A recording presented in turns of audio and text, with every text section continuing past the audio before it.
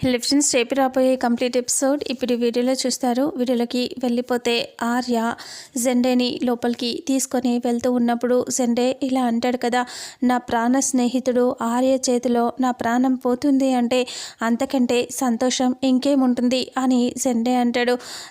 అప్పుడు ఆర్య అంటాడు, జెండే సార్ మీరు ఏమేమి మాట్లాడుతున్నారో నాకేమీ అర్థం కావట్లేదు, కానీ మీ ప్రాణాలు ఎక్కడికి పోవు, మీరు సంతోషంగా ఉంటారు అని అంటూ చెప్తూ ఉంటాడు. అలా అనేసరికి ఇక అప్పుడే జెండే అలా చూస్తూ ఇంకా ఆర్య అని చెప్పి అంటూ ఉంటాడు. అప్పుడే ఆర్యని లోపలికి తీసుకొని వెళ్ళిపోతారు.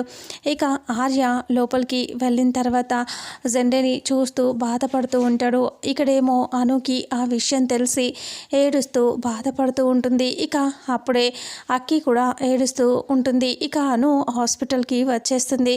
రాగానే అక్కి అను ఇద్దరు కూడా చాలా బాధపడుతూ ఉంటారు.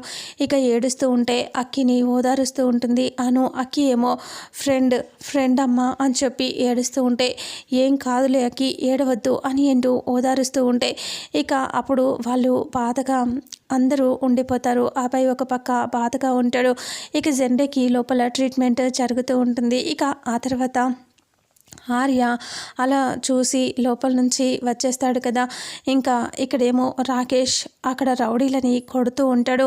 అన్న వద్దన్నా, మమ్మల్ని కొట్టొద్దన్నా అని అంటూ ఉంటే, ఎందుకు మిమ్మల్ని కొట్టకూడదు, మిమ్మల్ని చంపాలా, అసలు వాళ్ళని ఎందుకురా వదిలిపెట్టరు అని అంటూ ఉంటే, మేము చాలా ట్రై చేసామన్నా మా వల్ల కాలేదు, మేము ఎంత ట్రై చేసినా సరే ఇంకా ఆ అమ్మాయిని పట్టుకోలేకపోయాము. ఆ ముసలోడు ఉన్నాడు కదా, వాడు ప్రాణాలతో పోరాడుతూ కూడా ఆ అమ్మాయిని మన చేతికి చిక్కకుండా చేశాడు కదన్నా అని అంటూ ఉంటే, మీరు మాత్రం ఎలా వదిలిపెడతారలా అని సీరియస్గా అరుస్తాడు. ఇక అప్పుడే ఆర్య అలా చూస్తూ ఉంటే ఇంకా అక్కి ఏమో అలాగే బాధగా ఇక్కడ కూర్చొని ఉంటుంది. ఇక్కడేమో రాకేష్ వాళ్ళ గురించి రౌడీలని కొడుతూ ఉండటంతో రౌడీలు ఇంకా బతిమిలాడుకుంటారు. వద్దు మమ్మల్ని ఏం చేయొద్దు అంటే చాలా కొట్టాక ఇలా అంటాడు, ఎదవల్లరా మీ వల్ల అక్కడ వాళ్ళని వదిలేశాను కదరా, అనవసరంగా మిస్ చేశారు అంటే, అన్న నువ్వేమి కంగారు పడకన్నా ఆ పెళ్ళి జరిగే పరిస్థితిలో లేదు, ఎందుకంటే ఆ ముసలోడు చివరి క్షణాల్లో ఉన్నాడంట, చస్తాడో బ్రతుకుతాడో అని డాక్టర్లు కూడా చెప్పేశారంట. అంటే ఏది ఏమైనా సరే అక్కికి ఆ రవిగాడితో పెళ్ళి జరగకూడదు, వాళ్ళ కుటుంబం మొత్తాన్ని నేను నాశనం చేయాలి అనేసి రాకేష్ సీరియస్గా ఆలోచిస్తూ ఉంటాడు. ఇక అప్పుడే ఎలాగైనా సరే ఆ పెళ్ళిని ఆపాలి అంటే, ఆ ముసలోడు చస్తే పెళ్ళి జరగదు కదన్నా అంటే, అవునురా ఆర్యవర్ధన్ ఫ్యామిలీకి చాలా మిత్రుడు వాడు, కాబట్టి వాడి ప్రాణం పోయింది అంటే ఆ ఇంట్లో పెళ్ళి కాదు కదా, ఏమీ కూడా జరగదు అని సీరియస్గా అంటే, ఇంకా అప్పుడే అక్కిని ఎలాగైనా నేను దక్కించుకోవాలి అనేసి రాకేష్ ఆలోచిస్తూ ఉంటాడు. ఇక ఆ రకంగా రాకేష్ సీరియస్గా ఇంకా ఏం ప్లాన్ చేయాలని తెలుసుకోవాలని చూస్తూ ఉంటాడు. ఇక అలా ఇక్కడేమో హాస్పిటల్ దగ్గర జెండేకి సీరియస్గా ఉండటంతో అబ్బాయి ఇలా అంటూ ఉంటాడు, ఫ్రెండ్కి బాగాలేదు కదా, పెళ్లి పనులన్నీ ఆపేయమని చెప్తాను అనేసి చెప్పగానే, ఎందుకు ఆపేయమని చెప్తావు, ఏమీ అక్కర్లేదు కాసేపు ఉండు అని ఆర్య అంటాడు. అంతలో డాక్టర్స్ లోపల ఆపరేషన్ చేసి వచ్చిన తర్వాత ఇంకా అతను బాగానే ఉన్నాడు, పర్వాలేదు, ప్రాణానికి ఎలాంటి హాని లేదు అని చెప్పడంతో సరే థ్యాంక్ గాడ్ అని అనుకుంటారు. ఇక చాలా హ్యాపీగా ఫీల్ అవుతూ ఉంటారు. జెండేకి ఎలాంటి ప్రమాదం లేదు అని తెలిసిన తర్వాత వాళ్ళు ఎంతో ఆనందంగా చూస్తూ ఉంటారు. ఇక అప్పుడు అబ్బాయి ఇలా అంటాడు, అయితే ఇప్పుడు చాలా సంతోషంగా ఉంది, కానీ యాదగిరి మావయ్య వాళ్ళకి చెప్తాను, ఇప్పుడే పెళ్ళి వద్దు తర్వాత పెట్టుకుందామని చెప్పగానే అప్పుడు ఆర్య ఇలా అంటాడు, వద్దు ఇప్పుడే చెప్పాల్సిన అవసరం లేదు, అదే ముహూర్తానికి అక్కికి పెళ్లి జరిపిద్దాం అని అంటూ ఆర్య అంటే, అదేలా కుదురుతుంది, అసలు ఫ్రెండ్కి సీరియస్గా ఉంది అంటే ఇంకా తను కళ్ళు తెరవలేదు, సమయం పడతారు అని చెప్పాడు కదా డాక్టర్, అలాంటప్పుడు తను లేకుండా పెళ్ళి ఎలా చేస్తాం అని అంటూ అభయ్ అంటాడు. ఇక అప్పుడు ఆర్య అంటాడు, అనుకున్న ముహూర్తానికి అక్కికి పెళ్ళి జరిగిపోవాలి, ఇంకా మన జెండే సార్ తాను వచ్చేస్తాడు, ఆ విషయం నాకు వదిలేసేయండి, తను స్పృహలో లేకపోయినా అక్కడికి వచ్చేలా నేను చేస్తాను అని ఆర్య అంటాడు. అలా అనేసరికి సరే అని చెప్పేసి ఇంకా వీళ్ళు కూడా అక్కడి నుంచి బయలుదేరి ఇంకా బిజీగా పెళ్లి ఏర్పాట్లు యాదగిరి వాళ్ళు చేస్తూ ఉంటే అక్కి దగ్గర కూడా పెళ్లి ఏర్పాట్లు చేస్తారు. ఇక జెండే ఇలా పడుకొని ఇంకా ఉంటాడు, స్పృహలోకి రాడు. ఇక అక్కడి నుంచి ఆర్య అందరూ కూడా వెళ్తారు. ఆ చిన్నోడిని జెండ దగ్గర పెడతాడు ఆర్య. ఇంటి దగ్గరికి అందరూ వెళ్ళిపోయిన తర్వాత పెళ్ళికి అన్ని ఏర్పాట్లు చేసేస్తారు. అక్కిని అందంగా తయారు చేస్తారు. ఇక అప్పుడే చాలా అందంగా తయారైన తర్వాత ఇంకా అలా చూస్తూ ఉంటుంది. అను చాలా అందంగా ఉన్నావాకి అంటే, అమ్మ నాకు మాత్రం చాలా బాధగా ఉందమ్మా అంటే, ఎందుకు బాధగా ఉంది నీకు అని అడిగితే, నాకు చాలా బాధగా ఉంది ఎందుకంటే ఫ్రెండ్ లేకుండా ఈ పెళ్ళి ఎలా జరుగుతుందో అని కంగారుగా ఉంది అంటే, మీ నాన్న మాట ఇచ్చారు కదా నీకు తీసుకొచ్చి పెళ్ళి జరిపిస్తాను, నీ పెళ్ళికి ముందే తీసుకొచ్చి చూపిస్తాను అని చెప్పాడు కదా, అలాగే తీసుకొస్తారులే నువ్వు కంగారు పడకు అని అంటంతో ఇక అప్పుడే అను ఇలా అంటూ ఉంటుంది. ఇంకా నువ్వేమి టెన్షన్ పడకకి అంతా మంచి జరుగుతుంది. ఆర్యవర్ధన్ మీ నాన్న ఎవరనుకుంటున్నావు, ఒక్కసారి మాట అన్నాడంటే అది జరిపించి తీరుతాడు అని అంటే, ఫ్రెండ్ ఎలా వస్తాడు, నాన్న చెప్పాడు కరెక్టే కానీ ఫ్రెండ్ వచ్చే పరిస్థితుల్లో లేడు కదా, ఫ్రెండ్ లేకుండా నేను పెళ్ళి ఎలా చేసుకోను అని అంటూ అక్కి బాధపడుతూ ఉంటుంది. ఇక అను ఓదారుస్తుంది. ఏం పర్వాలేదు మీ నాన్న చెప్పారు కదా అది జరుగుతుందిలే అంటంతో సరే అని చెప్పేసి ఇంకా అను అలా అక్కి ఇద్దరు బాధగా ఉండిపోతారు. ఆ తర్వాత ఇక్కడేమో ఆర్య పెళ్లి ఏర్పాట్లన్నీ చేస్తూ ఇంట్లో హడావిడిగా ఉంటాడు. ఇంకా పెద్దోడిని సీసీటీవీ ఫుటేజ్ దగ్గర పెడతాడు, చిన్నోడిని సెండ దగ్గర పెడతాడు. ఇక ఇంట్లో అందరూ బిజీగా ఉంటారు. ఆర్య అభయ్ ఇద్దరు మాట్లాడుకుంటూ ఉంటారు. అభయ్ ఇలా అంటూ ఉంటాడు, అన్నీ బాగానే ఉన్నాయి అన్ని ఏర్పాట్లు, ఇంకా ఫ్రెండ్ రావటమే ఉంది అంటే వచ్చేస్తాడు నేను చెప్తాను కదా అని ఆర్య అంటాడు. వచ్చిన వాళ్ళందరినీ అబ్బాయి రిసీవ్ చేసుకుంటూ లోపల పంపించేస్తూ ఉంటాడు.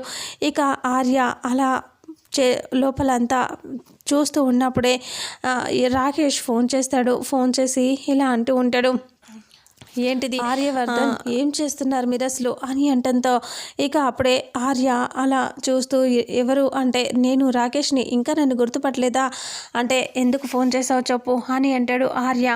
ఇంకా చెప్పడానికి ఏముంది, మీరు అనవసరంగా ఇందులో ఇన్వాల్వ్ అవుతున్నారు, తప్పుకుంటే మంచిది అని అంటంతో, తప్పుకోవాలా, ఎందుకు తప్పుకోవాలి అని ఆర్య అంటాడు.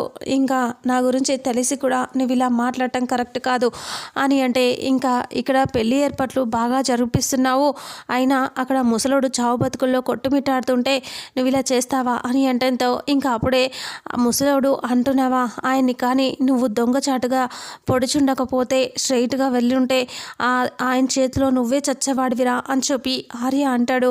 అలా అనేసరికి ఇక అప్పుడే అలా చూస్తూ ఆర్య అన్న మాటకి జెండే గురించి గొప్పగా చెప్తూ ఇలా అంటాడు, నువ్వు దొంగ దెబ్బ చేసావు, లేదంటే జెండే చేతిలో నువ్వు చచ్చేవాడివి అంటే, అవును నేను ఎలాగోలాగా దొంగ దెబ్బ ఏదో ఒక దెబ్బ నేను తీస్తాను, మా నాన్నని కూడా ఇలాగే చేశారు కదా అని అంటూ తిడుతూ ఉంటాడు. రాకేష్ గొడవ పడతాడు, ఈ పెళ్ళి ఎలా జరుపుతారో నేను చూస్తాను అనేసి రాకేష్ ఛాలెంజ్ చేస్తాడు. ఇక ఆ రకంగా అను అలాగే ఆర్య ఇంకా ఇక్కడేమో మొత్తం రెడీ అయిపోయి చాలా సంతోషంగా ఉంటారు. అక్కి దగ్గరికి అను వచ్చి మాట్లాడుతూ ఉంటే ఆర్య కూడా అప్పుడు వచ్చేసి మాట్లాడుతూ ఉంటాడు, అమ్మ అక్కి చాలా అందంగా ఉన్నావమ్మా, నిన్ను చూస్తుంటే చాలా ముచ్చటగా ఉంది, చిన్న పిల్లని చూసినట్టుగా అనిపిస్తుంది, మీ అమ్మ నాన్న నిజంగా ఇప్పుడు ఉండుంటే నిన్ను చూసుకొని ఎంత సంతోషపడేవాళ్ళో అని అంటూ ఇక అలా మాట్లాడుకుంటూ ఉంటారు.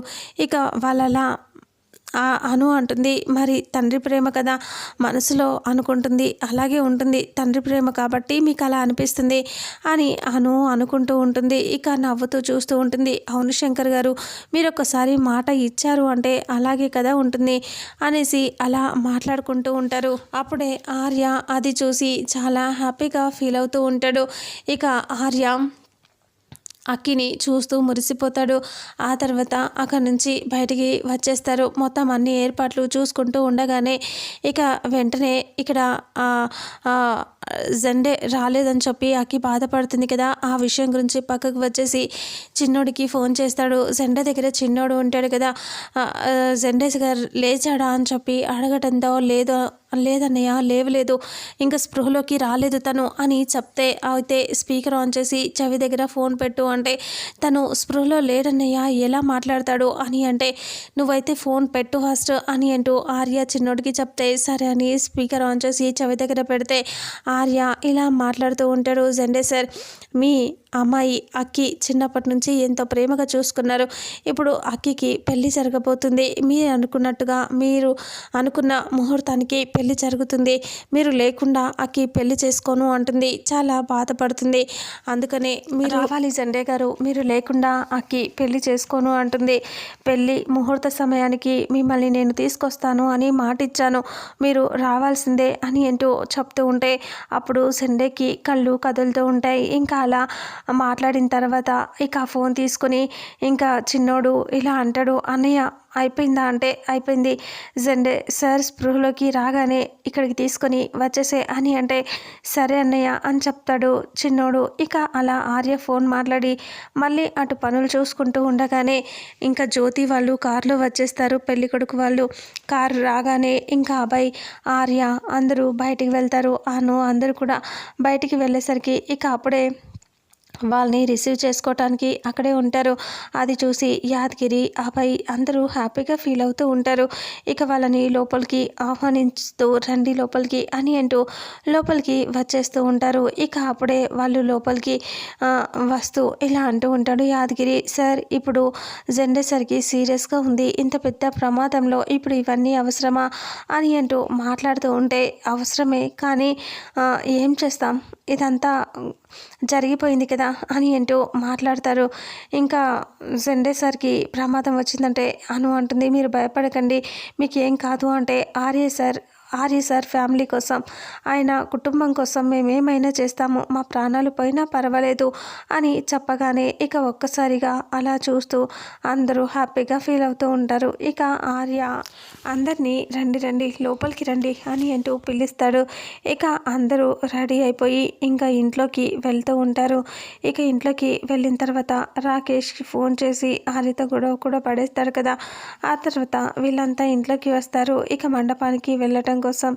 ఇంతటితో రేపు రాబోయే ఎపిసోడ్ ఎండ్ అవుతుంది. మరుసటి ఎపిసోడ్లో ఏం జరుగుతుందో తెలుసుకుందాం. వీడియోని చూసిన ప్రతి ఒక్కరూ వీడియోని లైక్ చేయండి, అలాగే షేర్ చేయండి. Thank you so much.